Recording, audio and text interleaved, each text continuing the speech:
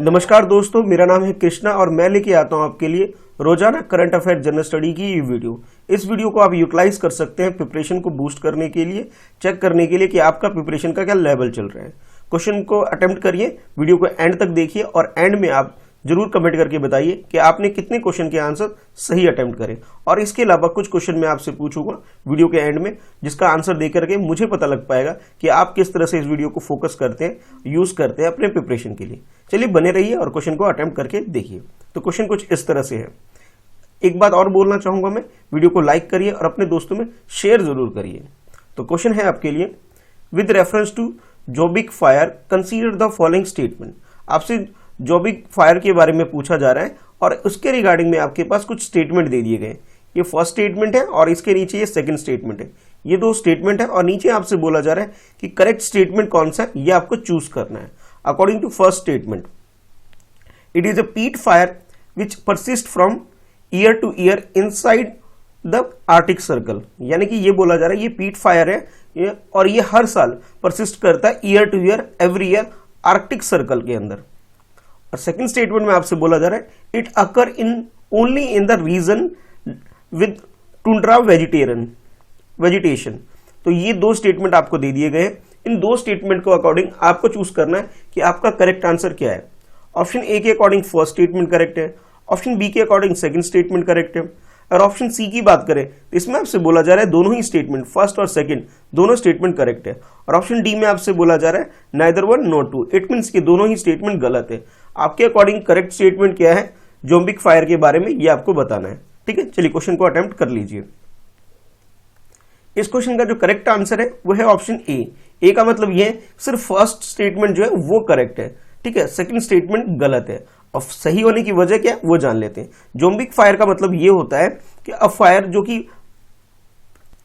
मतलब ऐसा फायर जो कि प्रीवियसली ग्रोइंग सीजन से अगर कोई फायर नेक्स्ट सीजन तक भी जाता है, और ये जो फायर होता है ये कार्बन रिच पीट की वजह से होता है। अगर इस तरह का कोई फायर है उसे हम जोम्बिक फायर बोलते हैं। और जोम्बिक फायर को एक और नाम से भी जाना जाता है जिसे होल्ड ओवर फायर भी बोला जाता है। ये तो बात हुई जोम्बिक फायर की।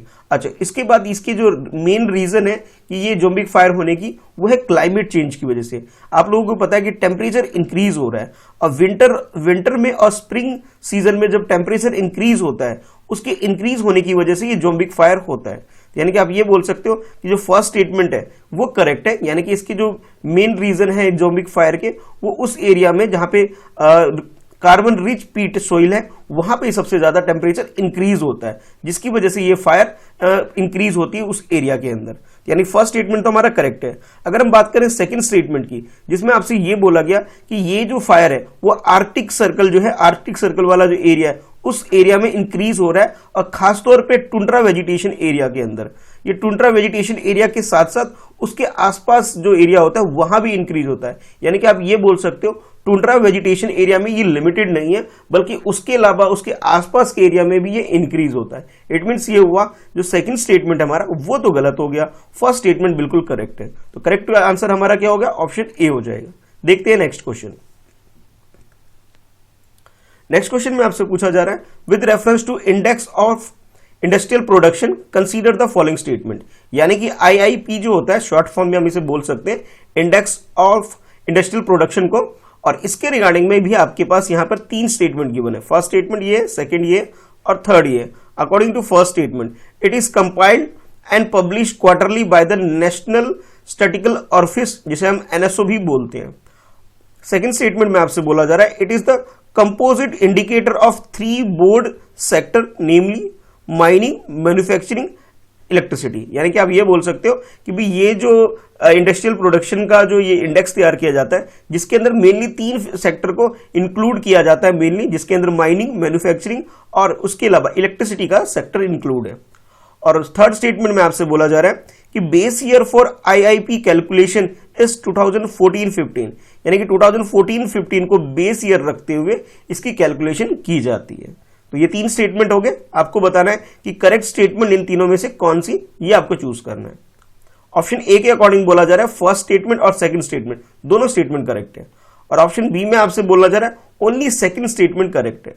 अगर हम बात करें और स्टेटमेंट सेकेंड एंड थर्ड की, तो ये ऑप्शन सी बन जाता है आपका, यानी कि ऑप्शन सी के according second and third statement correct है। और लास्ट ऑप्शन डी में आपसे बोला जा रहा है फर्स्ट सेकेंड एंड थर्ड ये तीनों ही स्टेटमेंट करेक्ट है। तो आपके अकॉर्डिंग करेक्ट स्टेटमेंट क्या है, चलिए क्वेश्चन को अटेम्प्ट कर लीजिए। तो इस क्वेश्चन की अगर करेक्ट आंसर की बात करें तो करेक्ट आंसर तो इसका बी है। अब जान लेते हैं ये एक्चुअल में आईआईपी यानी कि ये इंडक्शियल प्रोडक्शन का जो इंडेक्स होता है इसके स्ट्रक्चर के बारे में जान लेते हैं। तो जैसा कि आपके क्वेश्चन में ही बोला गया था आपको कि मेनली 3 मेजर सेक्टर जो है इसको ये इंक्लूड करता है, जिसके अंदर इलेक्ट्रिसिटी, माइनिंग और मैन्युफैक्चरिंग होती है। अब इसको अगर फर्दर डिटेल में जाएं तो भी मैन्युफैक्चरिंग सेक्टर को भी 2 पार्ट्स में डिवाइड किया गया है, इंडस्ट्रियल गुड्स के लिए और यूज्ड बेस्ड गुड्स के लिए, ठीक है। और उसके बाद भी आगे फर्दर इसे आगे डिवाइड किया गया है। तो ये तो आप इसका स्ट्रक्चर देख करके समझ सकते हैं कि आईआईपी का स्ट्रक्चर क्या है। आईआईपी मीन्स है कि इंडेक्स ऑफ इंडस्ट्रियल प्रोडक्शन।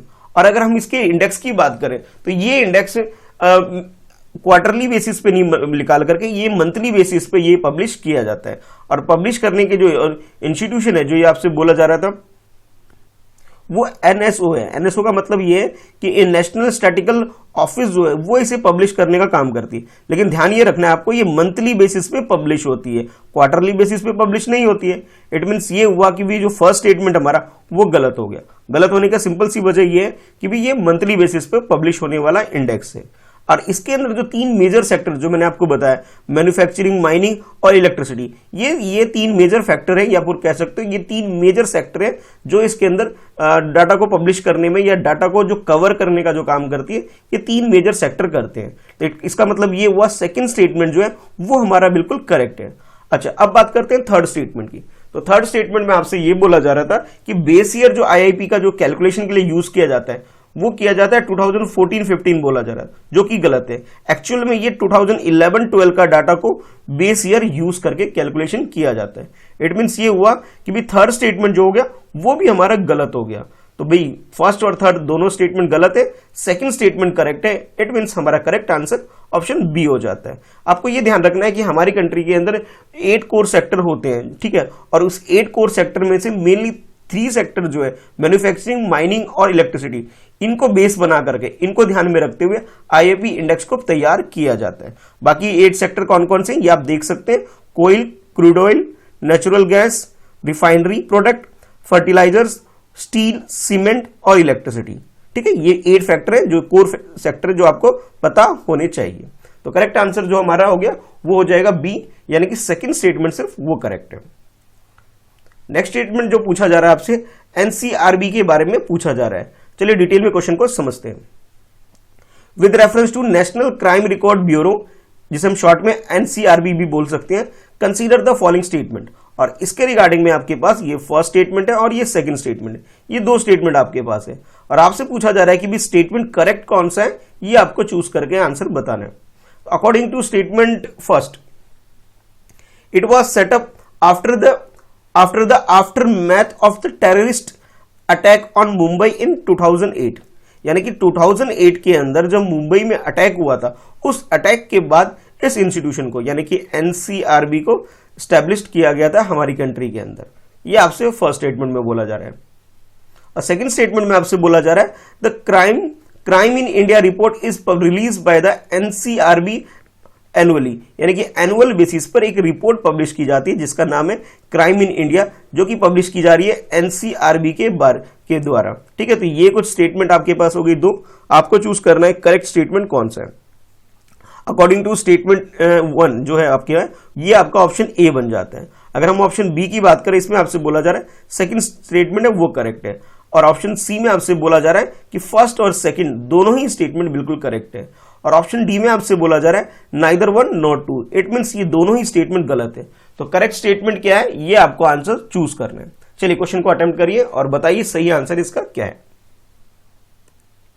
तो इस क्वेश्चन की अगर करेक्ट आंसर की बात करें तो करेक्ट आंसर इसका बी है, यानी कि ओनली सेकंड जो स्टेटमेंट है वो करेक्ट है, फर्स्ट स्टेटमेंट गलत है। गलत होने की वजह ये है जो आपसे ये बोला गया कि 2008 में मुंबई में जो अटैक हुआ था उसके बाद एनसीआरबी को स्टैब्लिश किया गया था, ये बात गलत है। एनसीआरबी की जो स्टैब्लिश हुई थी वो हो गई थी 1977, 1981 की एक रिकमेंडेशन आई थी नेशनल पुलिस कमीशन की के द्वारा कि भी ये रिकमेंडेशन आई थी, और उस रिकमेंडेशन को ध्यान में रखते हुए 1986 में इसे स्टैब्लिश कर दिया गया था हमारी कंट्री के अंदर।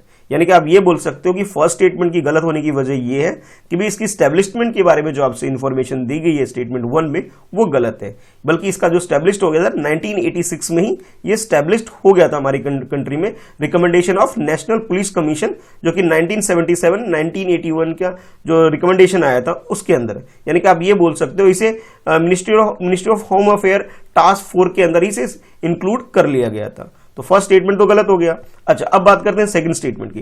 तो सेकंड स्टेटमेंट में आपसे जो बोला जा रहा था कि एनसीआरबी जो है ये एक इंडेक्स या एक रिपोर्ट पब्लिश करती है जिसका नाम है क्राइम इन इंडिया रिपोर्ट। ये बात बिल्कुल सही है, ये रिपोर्ट ये पब्लिश करने का काम करती है, और ये जो पब्लिश हो रही है ये 1953 से एनुअल बेसिस पे हर साल ये पब्लिश होती है, जो कि एक क्रूशियल टूल है हमारी कंट्री में समझने के लिए कि लॉ एंड ऑर्डर की सिचुएशन क्या है। तो आप ये बोल सकते हो सेकंड स्टेटमेंट जो है वो करेक्ट है, फर्स्ट स्टेटमेंट हमारा गलत है। बाकी अगर हम ये बात करें कि 2008 में कौन सी ऐसी इंस्टीट्यूशन है जिसे स्टैब्लिश किया गया था टेररिस्ट अटैक जो मुंबई में हुआ था उसके बाद, तो वो है नेशनल इंटेलिजेंस ग्रिड, जिसे NATGRID भी शॉर्ट में बोल सकते हो, नेट ग्रिड आप बोल सकते हो। ये मुंबई अटैक के बाद 2008 में इसे स्टैब्लिश्ड किया गया था हमारी कंट्री के अंदर, जो कि टेररिज्म से रिलेटेड जो मेजर है उसे लेती है, और जो भी इस तरह की कोई प्रॉब्लम हमारी कंट्री में होने वाली होती है तो उसके रिगार्डिंग में उसको प्रिक्योर करने के लिए, उससे बचने के लिए पहले से ही सिचुएशन ऐसी क्रिएट कर लेती है ताकि ऐसी प्रॉब्लम हमारी कंट्री में दोबारा ना हो सके। तो करेक्ट आंसर जो हो जाए वो हो गया हमारा बी हो गया, यानी कि सेकेंड स्टेटमेंट ही सिर्फ करेक्ट है। देखते हैं नेक्स्ट क्वेश्चन। नेक्स्ट क्वेश्चन में आपसे जो पूछा जा रहा है, ये दो स्टेटमेंट आपको दे दिए गए और इन दोनों स्टेटमेंट को ध्यान में रखते हुए आपको बताना है कि करेक्ट स्टेटमेंट क्या है। तो जैसे क्वेश्चन कुछ इस तरह से, consider the following statement, these are the two statements. Statement 1 के अकॉर्डिंग बोला जा रहा है कि article 41 of constitution mention the welfare of old age person, यानी कि जो भी हमारी कंट्री में 60 ईयर से अबव के जो सीनियर सिटीजन है उनके केयर के लिए हमारी कंट्री में आर्टिकल 41 में मेंशन है, यानी कि डीपीएसपी के अंदर ये आता है, जिसके अंदर ये बोला जा रहा है कि भी जो ओल्ड एज के पर्सन है, सीनियर सिटीजन है, उनका केयर होना चाहिए, उनके वेलफेयर में काम किया जाना चाहिए। ये फर्स्ट स्टेटमेंट है। सेकंड स्टेटमेंट में आपसे ये बोला जा रहा है, Vayoshreshtha Samman is the national award given to eminent senior citizen and institution working for the welfare of senior citizen, यानी कि सीनियर सिटीजन के वेलफेयर के लिए जो इंस्टीट्यूशन काम करती है या फिर कोई पर्सन का अगर काम करता है उसे ये वयोश्रेष्ठ सम्मान प्रदान किया जाता है हमारी कंट्री के अंदर। ये सेकंड स्टेटमेंट हो गया। तो ये दो स्टेटमेंट है, आपको चूज करना है इन दोनों स्टेटमेंट में से करेक्ट स्टेटमेंट कौन सा है। According to option A first statement correct है। अगर हम बात करें सेकंड ऑप्शन बी की, जिसमें आपसे बोला जा रहा है सेकंड स्टेटमेंट करेक्ट है, और ऑप्शन सी के according both first and second दोनों ही स्टेटमेंट करेक्ट है, और ऑप्शन डी में आपसे बोला जा रहा है neither one not two, it means ये दोनों ही स्टेटमेंट गलत है। तो करेक्ट स्टेटमेंट क्या है, चलिए आंसर को चूज कर लीजिए। तो इस क्वेश्चन का जो आंसर है करेक्ट वो है सी। सी का मतलब ये है कि दोनों ही स्टेटमेंट फर्स्ट और सेकंड दोनों ही स्टेटमेंट बिल्कुल करेक्ट है। फर्स्ट स्टेटमेंट में ये बोला गया कि आर्टिकल 41 हमारी कंट्री में एक प्रोविजन है जिसके अंदर जो ओल्ड एज के जो लोग हैं, यानी कि 60 ईयर प्लस के जो लोग हैं हमारी कंट्री में, उन्हें केयर करना, उनके वेलफेयर के लिए काम किया जाना चाहिए। हाँ, आर्टिकल 41 बिल्कुल क्लियरली बोलता है कि हमारी कंट्री में एक प्रोविजन होना चाहिए कि इनकी लाइफ को इजी बनाने के लिए, उन्हें पब्लिक असिस्टेंट प्रोवाइड करने के लिए, उनको एजुकेशन प्रोवाइड करने के लिए, उन्हें राइट टू वर्क प्रोवाइड करने के लिए, उन्हें कोई इस तरह की प्रॉब्लम ना हो, उनके वेलफेयर के लिए एक प्रोविजन होना चाहिए। ठीक है, ये आर्टिकल 41 में ऐसा बोला जाता है, यानी कि आप ये बोल सकते हो कि स्टेटमेंट 1 जो है एग्जैक्टली करेक्ट है। अगर हम बात करें सेकंड स्टेटमेंट की, जिसमें आपसे ये बोला गया कि वसुश्रेष्ठ सम्मान जो हमारी कंट्री में ये दिया जाता है किसी भी इमिनेंट सीनियर सिटीजन को या फिर ऐसी इंस्टीट्यूशन को जो कि सीनियर सिटीजन के लिए, उनके वेलफेयर के लिए अगर काम करती है, उनको ये सम्मान दिया जाता है। बिल्कुल सही बात है, बिल्कुल दिया जाता है। हमारी कंट्री में 2019 के लिए ये सम्मान जो दिया गया था वो इस पर्सन को दिया गया था। ठीक है, तो आपके लिए एक छोटा सा क्वेश्चन ये भी होगा कि ये जो 2019 में ये जो अवार्ड दिया गया था, यानी कि इस पर्सन को जो दिया गया था, इनका नाम क्या है, ये आपको कमेंट बॉक्स में बताना है मुझे कमेंट करके कि इनका नाम क्या है। ये आपके लिए क्वेश्चन होने वाला है। अच्छा, अब जान लेते हैं कि भाई इसके अलावा हमारी कंट्री में एक और प्रोग्राम है जिसका नाम है प्रधानमंत्री वया वंदना योजना, और ये जो प्रोग्राम है सीनियर सिटीजन से रिलेटेड ही है ये प्रोग्राम है। और इस प्रोग्राम के अंदर ये योजना रखी गई है कि भी सीनियर सिटीजन जो कि 60 ईयर से अबव है उन्हें एनुअल बेसिस पे, क्वार्टरली बेसिस पे या फिर मंथली बेसिस पे इन्हें पेंशन प्रोवाइड की जाएगी गवर्नमेंट के द्वारा।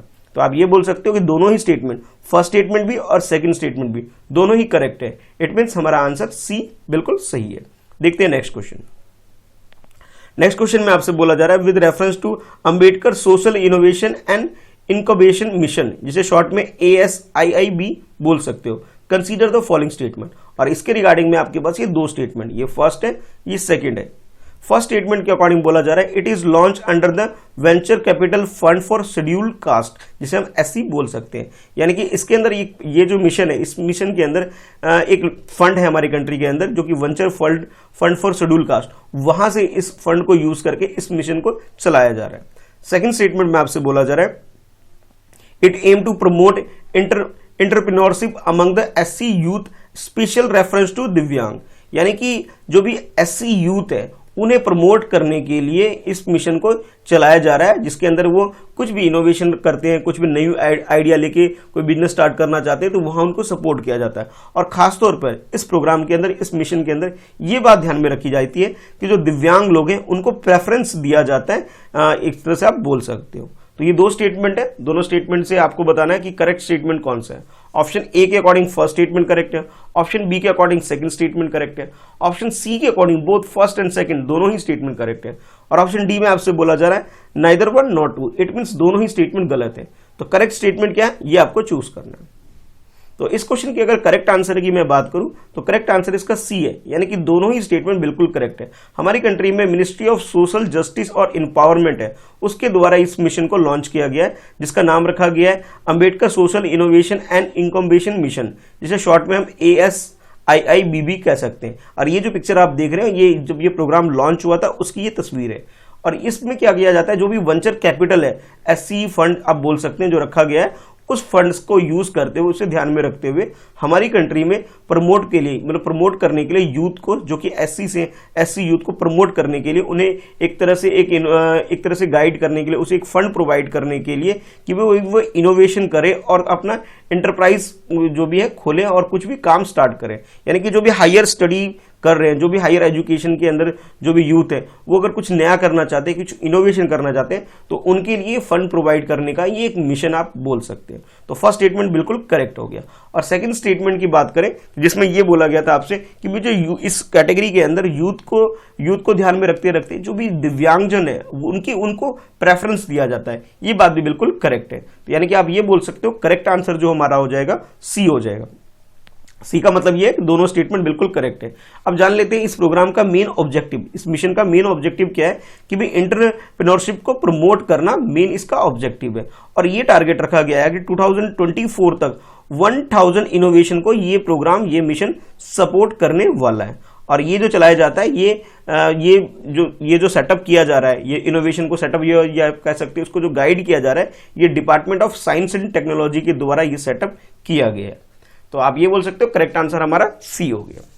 अच्छा, आपके लिए जो क्वेश्चन मैंने पूछा है कि भाई हमारी कंट्री में 2019 के लिए व्योश्रेष्ठ सम्मान किसको दिया गया है, इस क्वेश्चन का आंसर जरूर कमेंट बॉक्स में दीजिएगा। वीडियो कैसी लगी आप जरूर कमेंट करके बताइए। अगर आप YouTube पर इस वीडियो को देख रहे हैं तो चैनल सब्सक्राइब करके बेल आइकन को प्रेस कर दीजिए ताकि आपको रोजाना इस तरह की वीडियो की नोटिफिकेशन मिल जाए। अगर आप फेसबुक पेज पे देख रहे हैं तो वीडियो को लाइक करिए और मेरे इस पेज को फॉलो करिए ताकि आपको रोजाना नोटिफिकेशन मिल सके इस वीडियो के लिए। ठीक है, कोई सजेशन हो तो वो भी आप कमेंट करके बता सकते हैं। ठीक है, चलिए मिलते हैं नेक्स्ट वीडियो में। आज के लिए इतना ही है।